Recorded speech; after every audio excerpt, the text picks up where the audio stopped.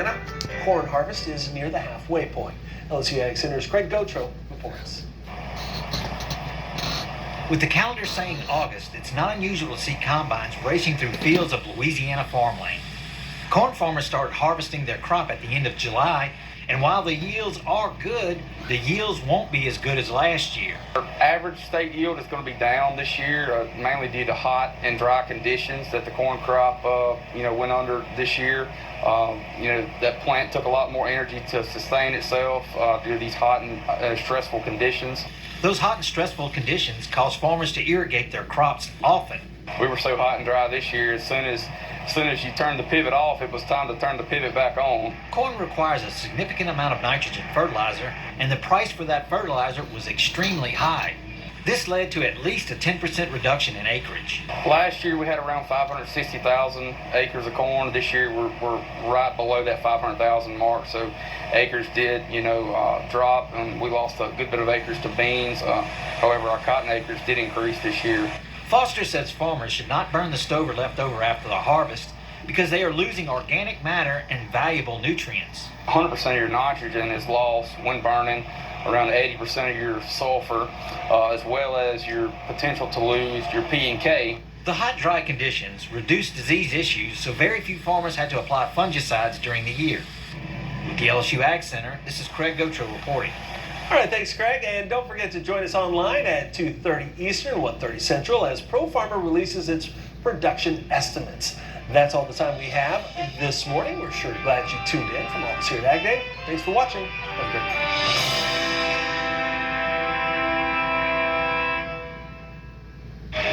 Running the sanctuary absolutely brings me peace. The work is 100% cathartic for me. I find myself getting tied up in it, being busy, and then it's really nice just to sit, breathe in life, and it's beyond zen. Are you planning to attend the NFR in Vegas this year? Then come join us and stay at Resorts World. Be a part of the daily Cowboy Channel programming that will be produced live at Resorts World's Doghouse Sports Bar, including both a morning and a primetime Western Sports Roundup. Ride a Tesla to the Cowboy Channel Cowboy Christmas through the underground tunnel that is now open between Resorts World and the Las Vegas Convention Center. Hang out with all the RFD TV and Cowboy Channel on-air personalities. There are lots of great places to stay in Vegas. We want you to come join us this year and experience everything that the Cowboy Channel has to offer. Rooms start at just $85 with the use of our code on our invitation. So book now. Be sure to use this link and not call direct in order to get your special Cowboy Channel gift bag upon check-in.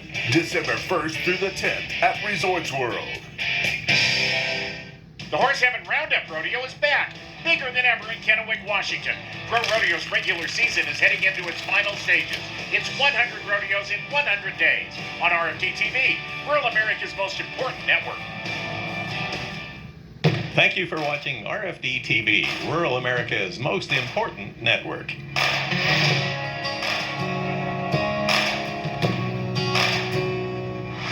Today's patriotic opening is being brought to you by True Velocity, ammunition made perfect.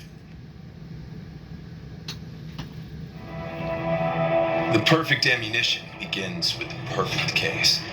Precisely designed, exceptionally engineered, ingeniously manufactured. Add powder loads measured to the hundredth of a grain, and the result is an incredible single-digit standard deviation.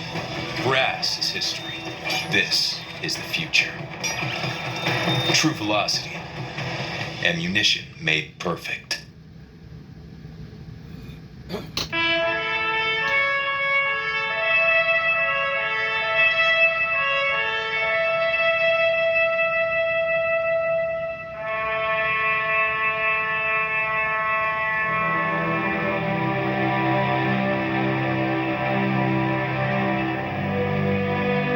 Pledge allegiance to the flag of the United States of America and to the republic for which it stands, one nation, under God, indivisible, with liberty and justice. For all. Oh, beautiful for spacious skies, for amber waves of grain, for purple mountain majesties, above the fruited plain. America, America, God shed his grace on thee. Yes, he did. In thee. In thee. Amen. In thee. Amen. And crown thy good with brotherhood, from sea to shining sea.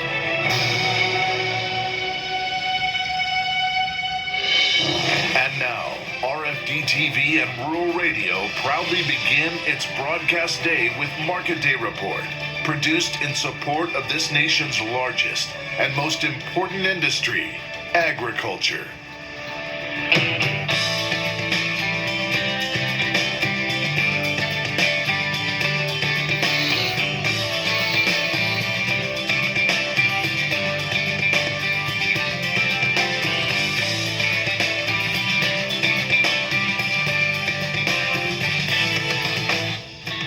Focus on flex fuel. That's the message from the ethanol industry to the Biden administration.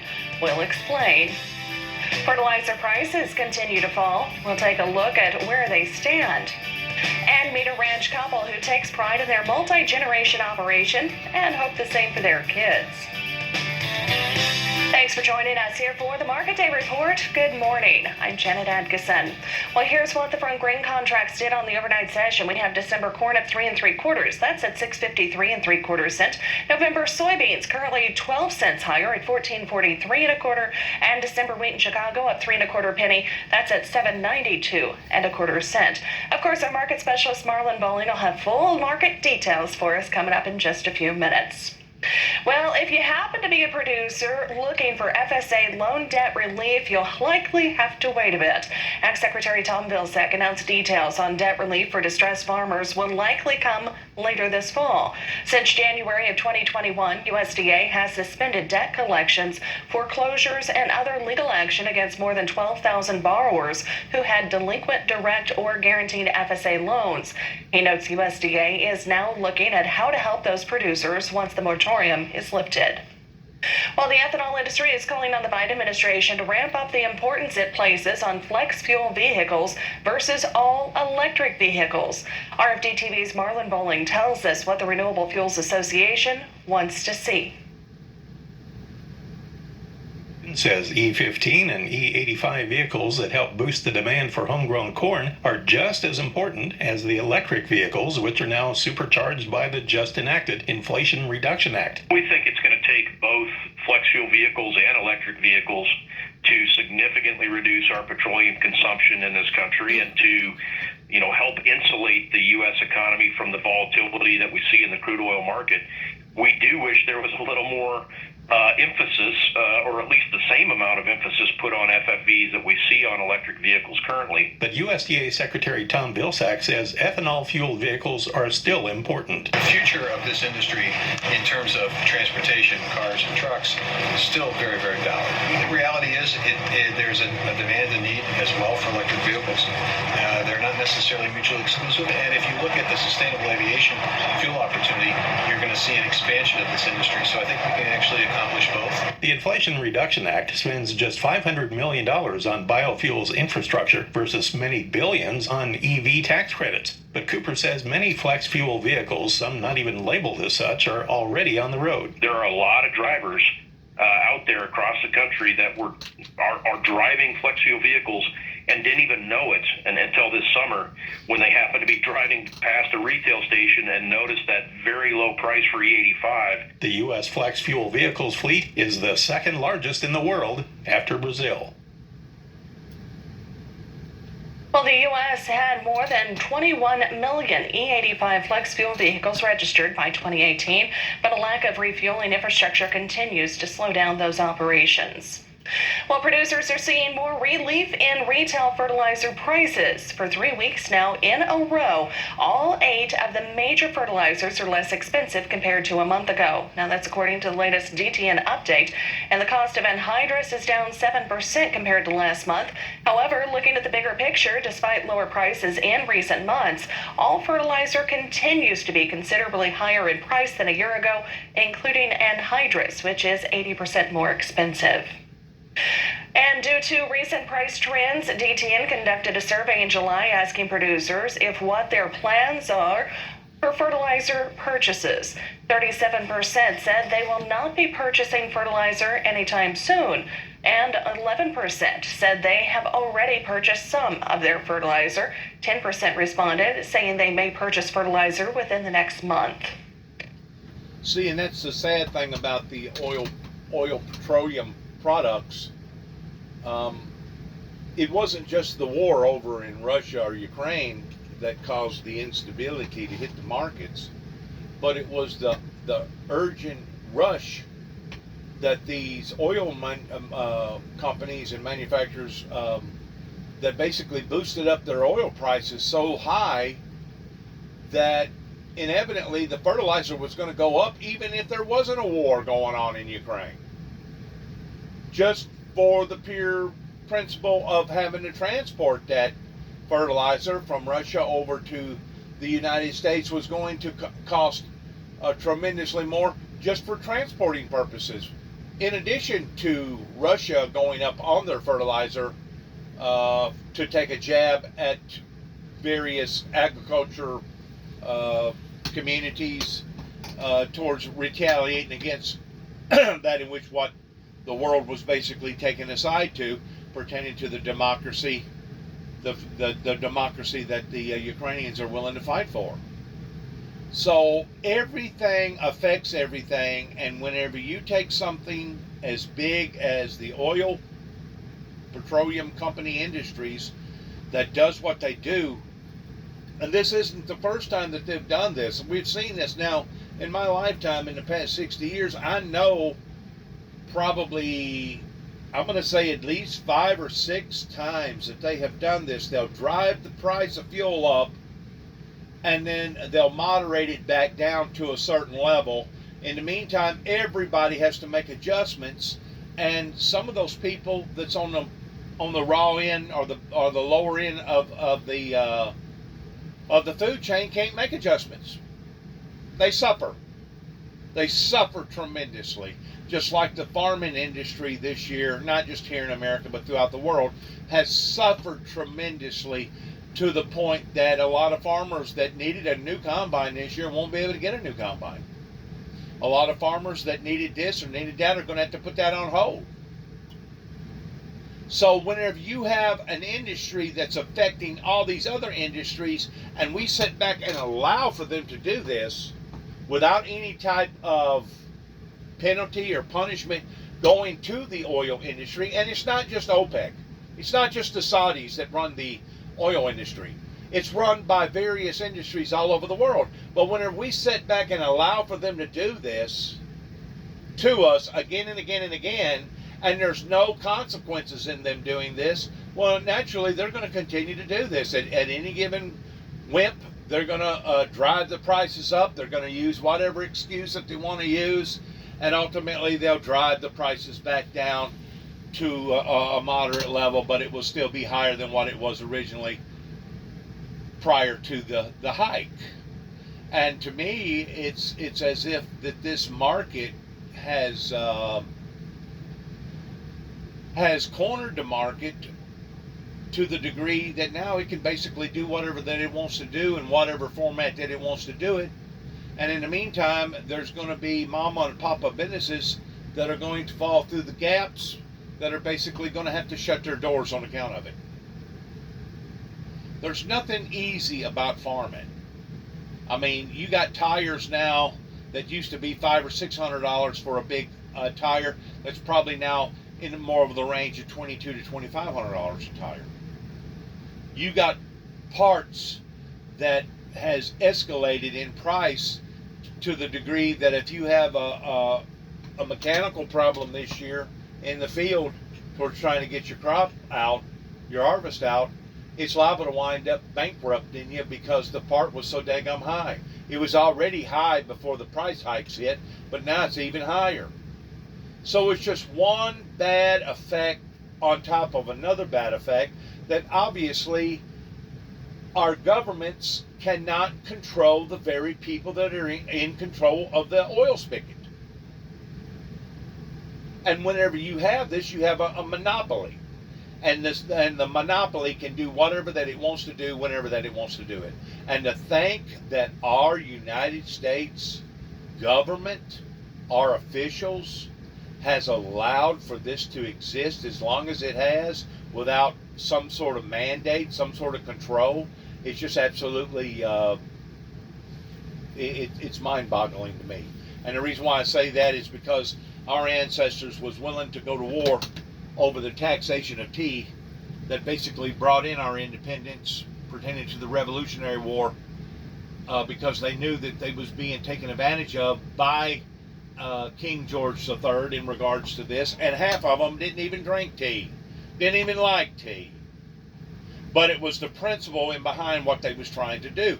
They was trying to monopolize on tea by driving up the prices, and America said, we're not going to take it. We're not going to stand for it. But yet now we have these oil-producing petroleum industries that does what they do every time it displaces people's lives and people wind up falling through the gaps or falling through the cracks.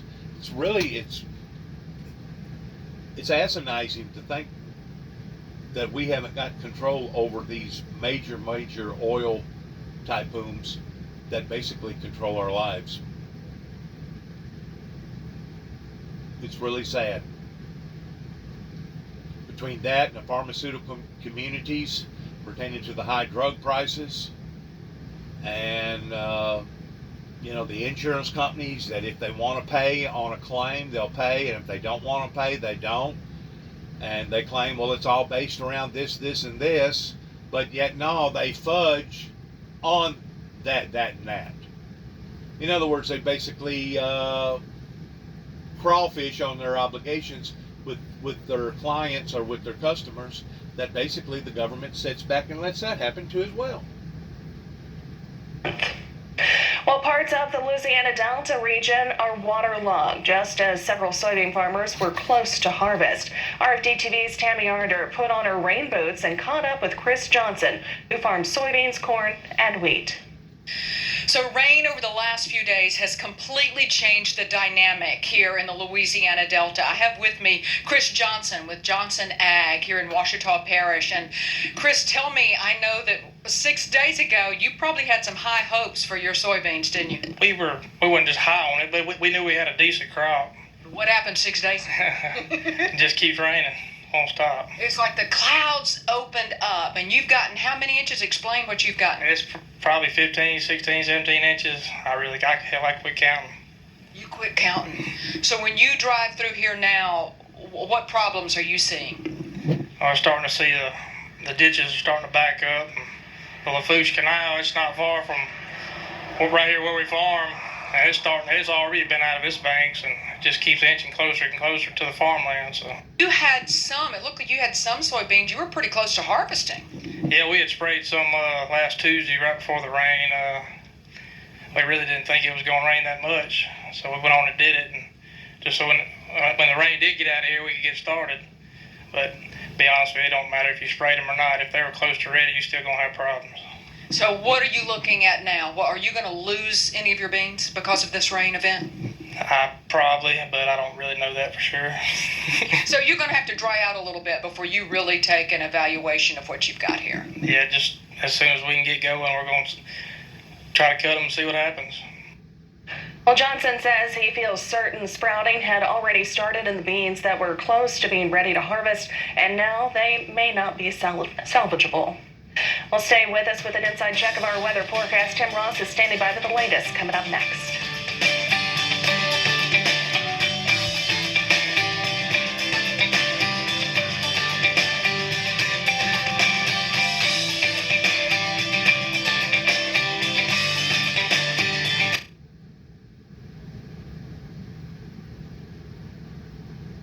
concerned. Anyone can put in a hard day's work, but to do it day in and day out, that takes sacrifice. So here's to the makers and the masters of craft, the backbone of industry for a country of free men and women. Hats off to you, hardworking Americans.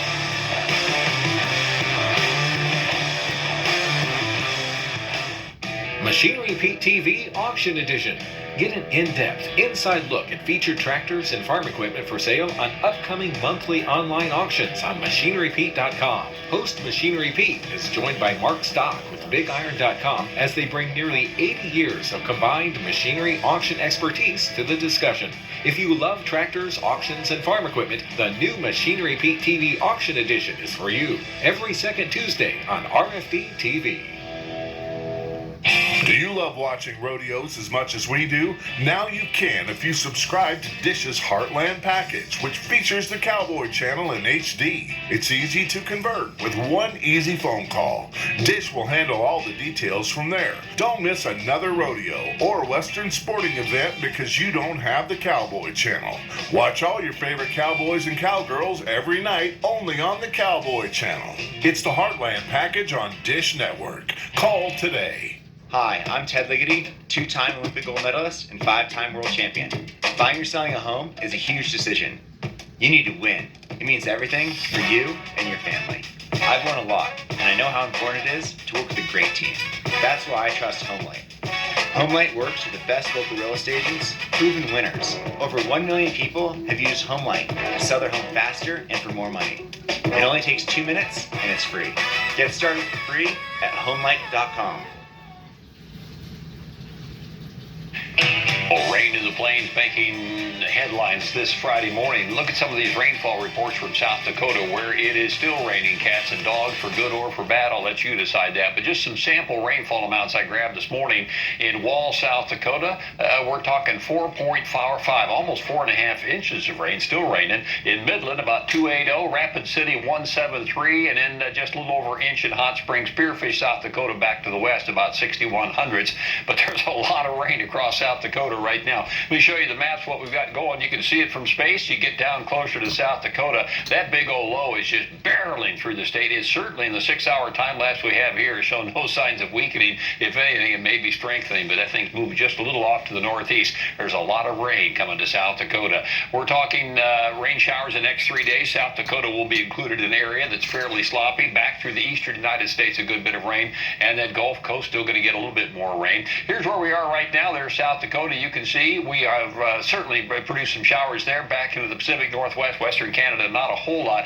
Down to California, it's that same story, hot and dry, and temperatures up above 100 for most of the California Central Valleys. A few showers ruckling through the Four Corners area and the Great Basin, not a whole lot of rain there today. We go back to the Gulf Coast. Compared to where we've been over the last week, this old low that literally came to the Gulf Coast last weekend from the North Country and stalled, it is now finally raining itself out. Most of the showers today are offshore. Louisiana, southern Louisiana, where Tammy was reporting from, still has a few showers hanging close to the shore. Most everything is off the East Coast.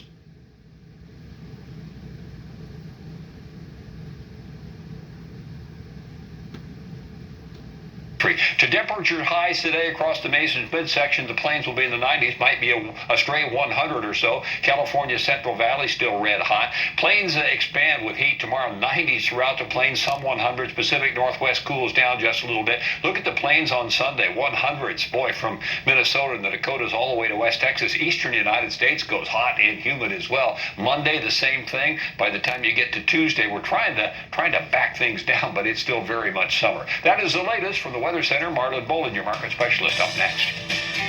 From the looks of what you just got through showing on the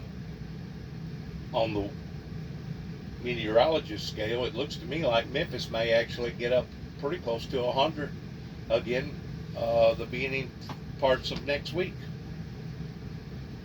It's intense because this year we haven't really gotten a whole lot of breaks whenever it comes to the heat and whenever it comes to the rainfall, and this is all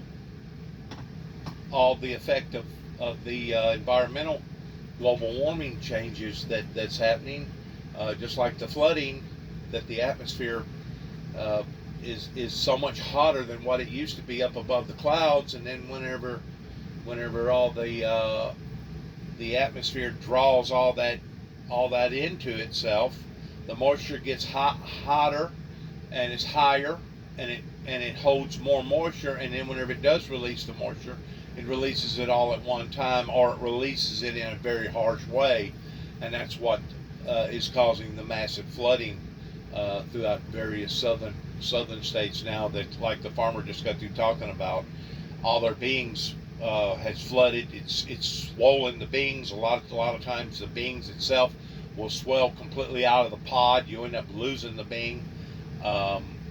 Yeah, you may be able to go back and combine a couple weeks from now after it dries out. But what are you going to be combining, and what harm has it actually done to the hull that was holding the being whenever the being swollen the way that it did? So I mean, you got one extreme problem right after another that just intensifies the problems even greater.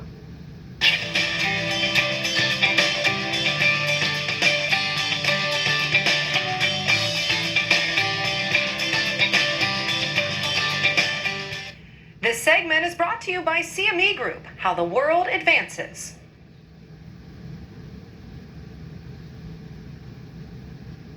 There are plenty of Enlist E3 soybeans, but these beans are turbocharged with elite germplasm for greater performance.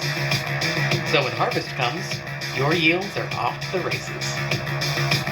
Introducing Pioneer Brand A-Series Enlist E3 soybeans with exclusive high-performing DNA like no other. T-Mobile has 5G here, and we also cover.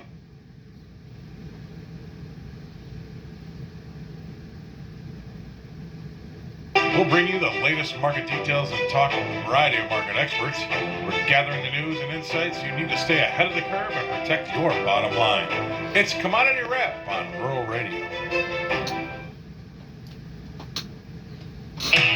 Well, thanks so much for joining us. I'm Marlon Bowling with you, your tour guide to the ag commodities, and happy Friday to you. My goodness, we have made it to the end of a very adventurous week, and we still have one day to put on the books here yet. I want to bring on board Mr. Brian Hoops, President of Midwest Market Solutions, and discuss what we have gone through and experienced over this past week here. It has been quite a ride here, Brian.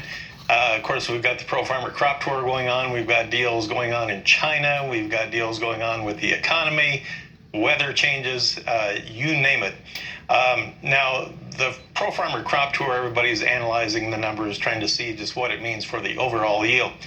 And yeah, it has got a lot of attention lately. I want to bring up something to present the case for the farmers in the Western Corn Belt that really have not gotten a voice in this whole thing. Everybody's fretting over, oh goodness, we may not make the national average that was expected. We may trim off a few bushels here and there. Well, let me show you a couple of pictures. This was sent in to me by Brad Keeler. He's with Ansbacher Futures of Kansas, and he's based in Salina, but he was traveling around the Garden City area. If you can see on the screen, if you're viewing at home, he sent a picture of a field of corn. Yes, that's a field of corn. You may not be able to tell it, but it's dead. It's gone. It got like about 3 feet tall, and it's just, there's nothing there.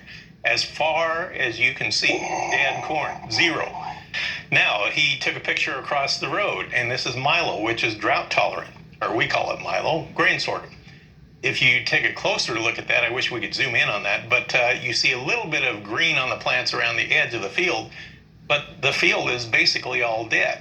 And he said in the comments when he sent this goes for thousands and thousands of acres like that in the western part of the plains, and you don't hear anybody talking about it. Now, while we may trim a few bushels off in the heart of the Corn Belt, you go from southwest Nebraska all the way to Texas, and you see conditions like this. And Brian, my question to you is, does the trade even comprehend how much we have lost in the western part that doesn't get any media coverage?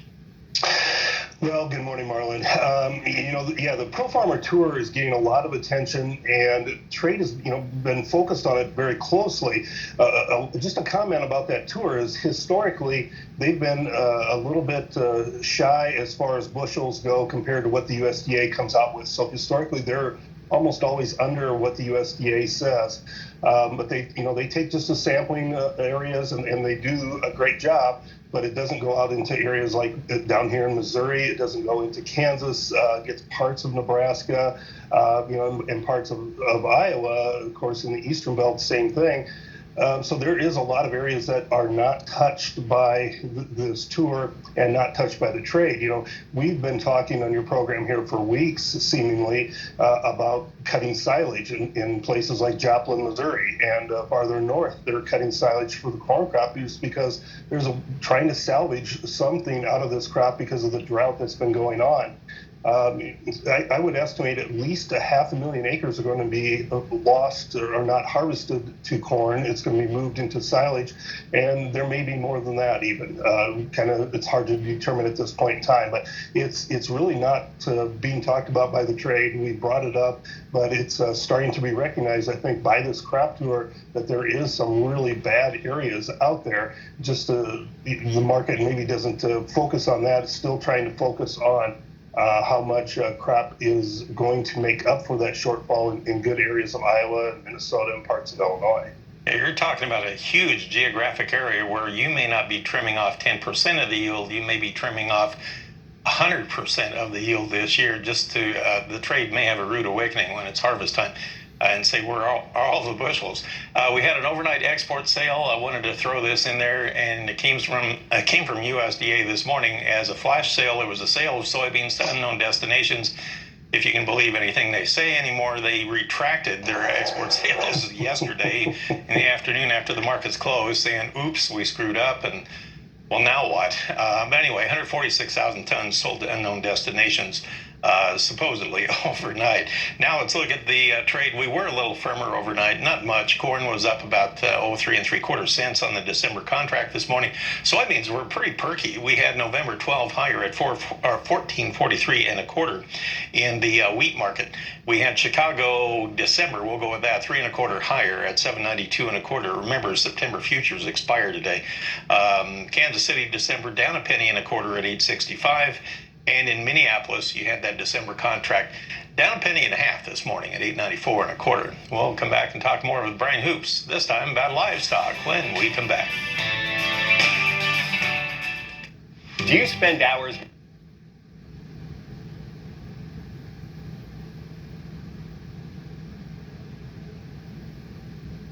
We're going to talk a little livestock market action, and first of all, let's take a look at where we closed yesterday here, Brian, and see where we now stand in the greater scheme of things. Now, live cattle had October down 12 cents yesterday at 143.65. Not really any real big shakes there. The thing that has gotten my attention here over the last few days, though, is if you look at a longer-term daily chart, it looks to me like the October live cattle have broken that long-term uptrend, and that can be a little bit of a concern for cattle traders and producers out there. Feeder cattle, now they were higher yesterday. October was up $1.07 at 185.52. But if you look at that same 6-month chart here, it also has broken that long-term uptrend line. Even though it was higher yesterday, I have to wonder if it did any damage. And on lean hogs yesterday, when we finished up the session, October was 72 higher at 91.10. So what do you think about that idea here, Brian, with the technical picture on the livestock on cattle?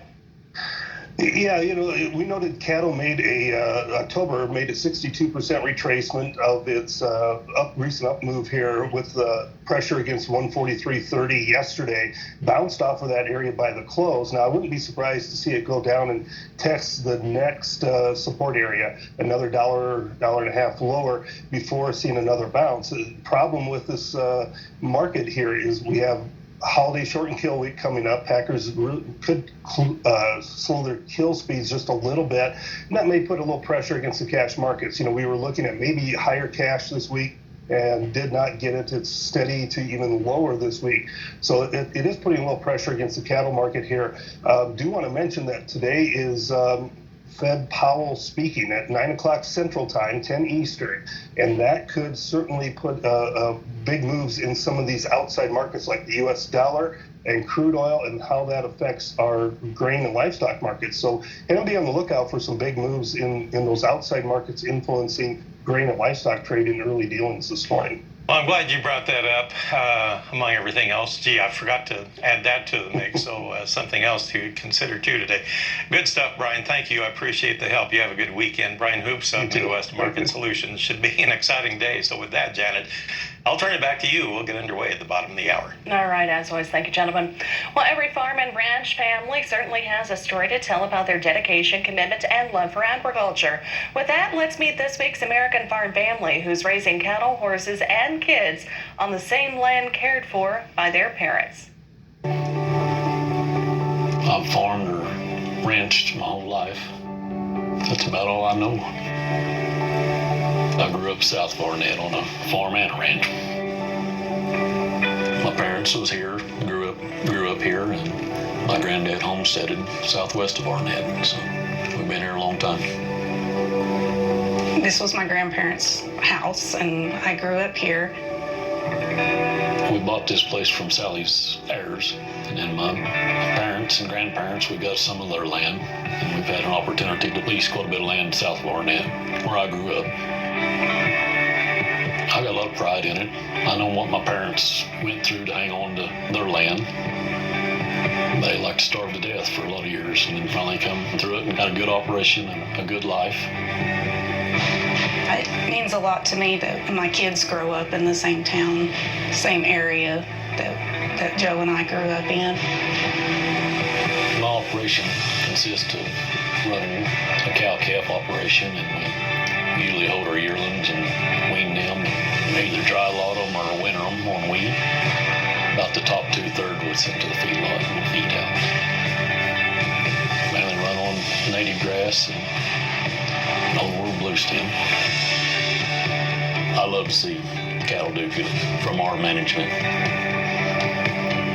We're trying to raise a good calf that can do it in a feedlot, do his job. Cattle and horses is pretty much our life. Our girls are still involved with all of our operation. They see a lot about life on a ranch. They're there when the calves are born, they're there as they grow up, they're there as we sell them. You know, they see the full life cycle. And I think that makes them pretty strong, and I think that's a good life for them to grow up with. Well, this past year, Joe and Sally won the Oklahoma Farm Bureau's District 1 Farm and Ranch Family of the Year.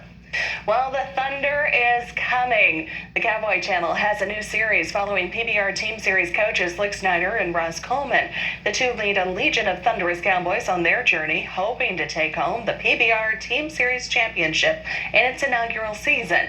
Now, you can catch this series premiere August 31st at 8 p.m. Eastern, only on the Cowboy Channel. And right here in our next half hour, as harvest draws near, we share some must-do maintenance tips before hitting the fields.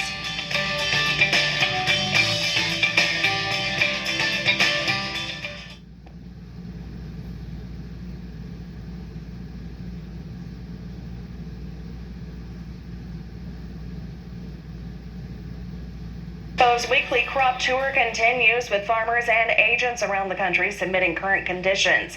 Director of Producer Services Brooks York joins us now to break down this week's latest results. As always, Brooks, thanks for your time here today. Now, first of all, let's take a look at Iowa. How are farmers feeling about corn potential? You know, Iowa is a state that throughout the year we've thought was going to be really, really strong. This week in the virtual crop tour, we really addressed that drought in southern Iowa. We got a lot of accounts coming in that, they're still optimistic that corn is hanging in there, but it certainly looks like maybe it's taking a toll on soybeans. So North Dakota and Minnesota, they're running a little bit behind their average pace. What did the virtual crop tour have to say about yield prospects there? Janet, we had a lot of entries from North Dakota and Minnesota. We talked about them all year as being maybe on the fringe, but really contributing to that national average. Things look really strong up there, as you can see from these pictures. but they're just a little bit late. Some potential record yields coming out of Minnesota, out of the stories this week in regards to soybeans. However, going to have some heat, some rains to finish things off. And one note that they all make is they don't want an early frost this year. An early frost could be very detrimental. Absolutely. Now, heavy rains in parts of Louisiana and also Mississippi, those look to hinder harvest in that corner of the country. What did the virtual tour show there? You know, never a dull moment in the virtual crop tour. It seems like we've always got some type of issue going on across the country. And this week, we actually were boots on the ground. We met with dozens of agents down in Louisiana. And during those visits, we got nothing but rain. And a lot of times, whenever you get that picture of flooding in a crop, you think, well, that's a one-off. It might be a separate field or one by itself. Let me tell you, around West Monroe, Louisiana, lots of flooding of fields. Fortunately, there was a fair amount of corn being harvested, but still a lot of crop in the field. And you got to feel for those folks down there. It's going to be a while before they're back on their harvest legs. Well, thank you very much for joining us, and we look forward to other updates. Any other surprises that you guys had throughout the week of reporting, Brooks? You know, not so much. Not so much. It was a fairly consistent week. We are going to wrap up the regular season of the virtual crop tour this week, but we're going to come back in October and do a harvest rendition, take a look at all the different stories that we had through the year and see how things ended up for the folks across the country. All right. Thank you very much once again. AgriSumpo, Director of Producer Services, Brooks York, connecting with us. You can go online to agrisumpo.com for more information. Well, the number of people in the world facing food insecurity has doubled since 2019. That's according to the World Food Program. Now, that number is sitting at 345 million people, and the organization says it's partly due to COVID-19, the war in Ukraine, and climate change. Before the pandemic, 135 million people suffered from food insecurity. Regions of Africa are some of the most affected areas. Currently, the World Food Program helps support 13 million people there, but they say their help only covers half of a person's daily needs due to lack of funding.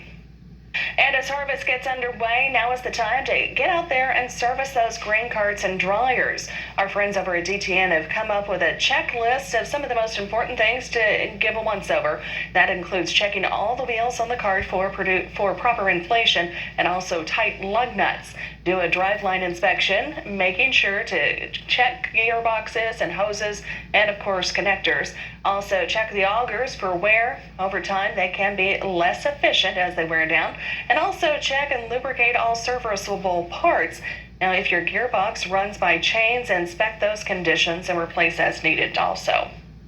Well, AGCO Grain says the best thing you could do before firing up the grain dryer is having a complete preseason check by your dealer. Always remember safety first when doing maintenance yourself. Also, lock out all electrical components and do not perform any repairs you're not trained to do. Also, keep the machine clean. Make sure all columns are clear of debris, especially birds' nests. Inspections, of course, are key. Check the equipment frequently and make sure there are no leaks or other obstructions in the way. Well, the Louisiana rice harvest is more than halfway complete, and the yields have been excellent so far. Well, the weather during the growing season was good, but the harvest season has been plagued by rainfall. LSU Ag Center correspondent Craig Gautreaux has the latest story from Southwest Louisiana. During the first part of August, Louisiana rice farmers were making quick work of this season's harvest. Yields were very good, and it was looking like it was a potential record crop. Basically, we had little disease and beautiful weather for growing the crop this year. But now the harvest is bogged down during the second half of August. Daily rains have stopped the combines, and the crop is beginning to lodge from the wind and rain. The weather is expected to have a negative effect on the second crop of rice in southern Louisiana. This year we're concerned because of so much rain. We cut fields that have a lot of moisture where it rutted the fields, so that lowers the potential for a good second crop yields. Many farmers depend on that second crop to remain viable, but the optimum date for producing a second crop has passed. Most of the rice we like to harvest by mid-August to get the ratoon crop or even for crawfish production, so we get enough growth for our crawfish production practices. Rice farmers will need good crawfish production because rice prices have not increased as much as other farm commodities. We saw a little bump in prices due to some issues in California with water, but we hadn't seen the bump that some of the other crops have seen. Another potential problem is that the rain will lead to some disease issues and reduce the milling quality of later harvested rice. With the LSU Ag Center, this is Craig Gotro reporting for RFD TV. Louisiana is expected to harvest 400,000 acres of rice this year, which is a decrease, that is, of about 40,000 from last year. Well, an app is helping put harvest in your hands. The recently released Anderson's Ag Connect app is giving producers easy access to real-time information. Producers can use it to view scale tickets, check futures, track grain contracts, and also view commodity balances.